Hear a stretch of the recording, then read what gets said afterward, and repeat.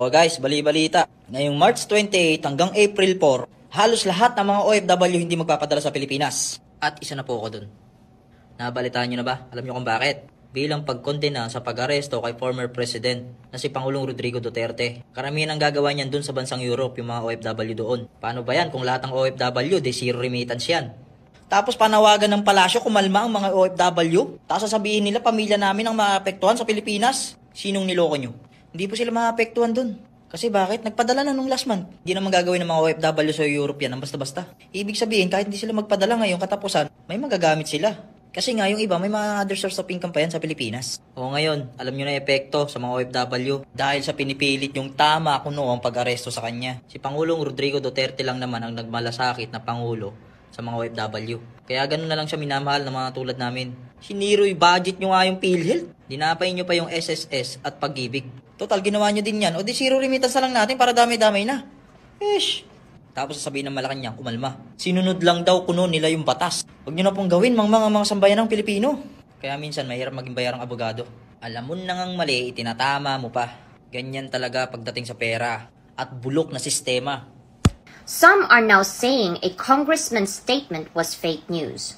That the things being said about OFWs and Zero Remittance Week were misinformation. Well, let me speak for the millions of Filipinos working overseas. Fake news or not, this is our response. Because whether it was really said or not, it reflects exactly how we are often treated and dismissed. And that is the problem. We're tired of being used when it's convenient and disrespected when we speak up. They say OFWs are just workers, just helpers. But now, the government has the audacity to say they are the ones supporting our families?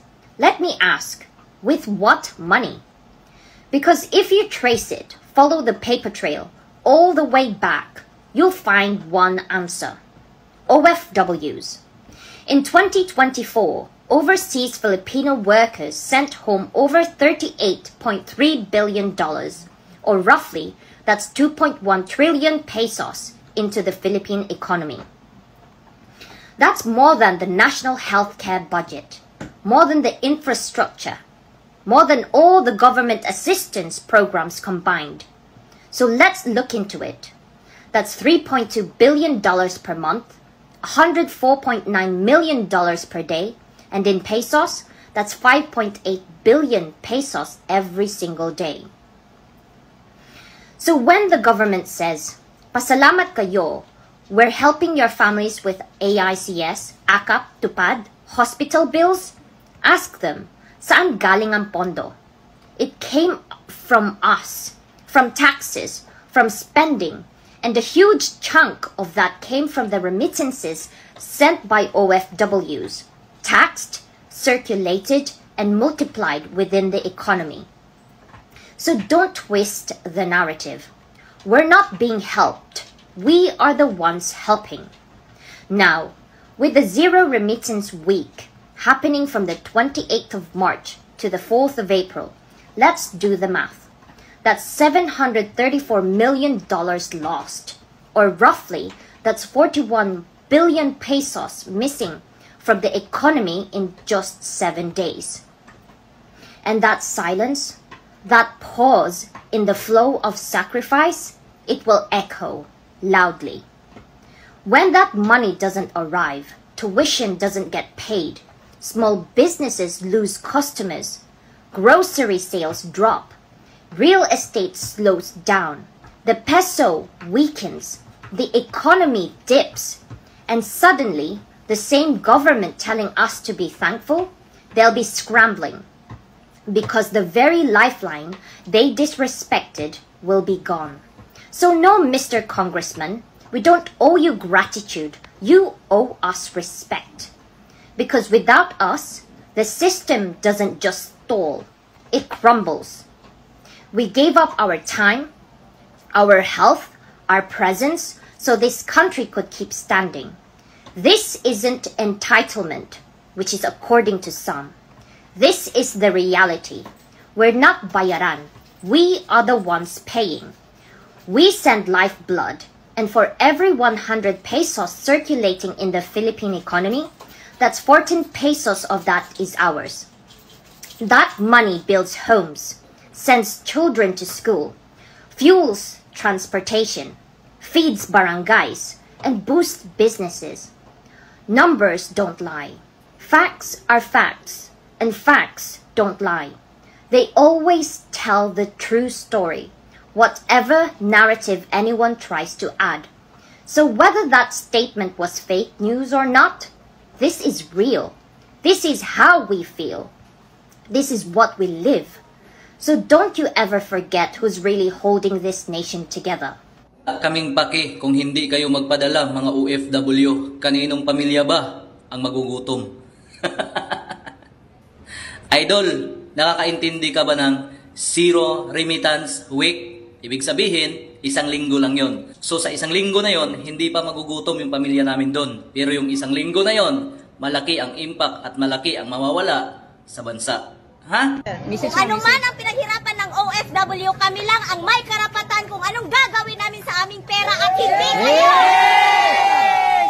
Tama. Isa pa. We are speaking in behalf of the OFW worldwide. Okay. Ang gusto lang namin maayos na gobyerno. Hindi bangag na gobyerno. Malaki ang taxes na ibinibigay namin. Hindi man lang kami nakatanggap ng maayos na serbisyo galing sa inyo. Hindi katulad ni Tatay Digong. Kaya ayos kayo! Duterte! Duterte! Duterte! Duterte! Oh, mga kababayan, mga OFWs, nag-warning yung Malacanang kanina, Zen Declare, sa press conference niya na yung about sa zero remittance. So, nag-warning sila sa atin, iwa-warning din natin sila. Sila lang ba yung marunong, di ba? Karapatan natin yan, pera natin yan, pinaghirapan natin yan. So, this coming March 28 till April 4 will have no remittance of those OFWs who support PRRD. Mabuhay ang lahat ng OFWs. So, I declare, watch us, di ba? Alright, yun po mga kababayan ang mga pahayag no ng ating mga OFWs na hindi po sila magpapadala ng remittance from March 28 hanggang April 4 yata or 5 no bilang protesta doon sa ginawa nila ng gobyerno kay Pangulong or dating Pangulong Rodrigo Duterte. Ayun at mayroon din po silang buwelta doon sa mga nagsabi na makuan daw no magutom yung pamilya nila. So sinagot po nila at pati daw isang congressman daw nagsalita ay sinagot din. Pati rin po yung mga sinasabi ni Attorney Claire Castro no yung USEC ng PCO ay sinagot din po ng isang OFW mga kababayan. So ano pong opinion yung mga kababayan dito sa ating mga OFWs na hindi po sila magpapadala ng remittance bilang protesta at pagsuporta kay Pangulong Duterte mga kababayan. Please comment down below. Maraming salamat. God bless po sa ating lahat.